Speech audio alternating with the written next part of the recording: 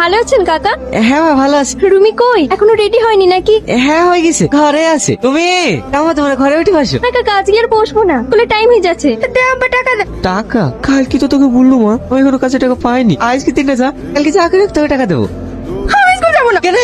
তুমি প্রত্যেকদিন বলে কাল দেবো। আবার স্কুলে টাকা লেগে আওয়া খাই, তোর কি বোঝাই না? ওরকম করিস না মা, তোর বান্ধবীরা সব দাঁড়িয়ে আছে, ওরা কি ভাবে বল। যাবো ওরা তো রোজ 100 টাকা করে লিজ, তোমার কাছে 100 টাকা চাই, তুমি 20 টাকা দিয়ে দিতে পারো না? রুমি টাকাটা নিয়ে যা, কালকে ব্যাংক থেকে কেটে ওটা চলে এসছি, আমার মনে ছিল না। তুমি কেন টাকা দিবা? যারা জন্মদিন পিছে লেসছে তারা তো কিছু দিতে পারে। কিরে কোথায় গিয়েছিলি? একটু বাজার দিয়ে গেছিলাম রে। সবসময় ঘুরে বেড়ালেই হবে? ব্যবসা কি চলছে না চলছে সেটা জানতে হবে না? পর্যন্ত তুমি আছো, আমি আবার ওসবের মধ্যে গিয়ে কি করব? এখন আমি ঘুরবো ফিরবো, এনজয় করবো, এটাই তো সময়টা। Please try to understand. কিরে রাহুল, তো লেট করে আসলি যে?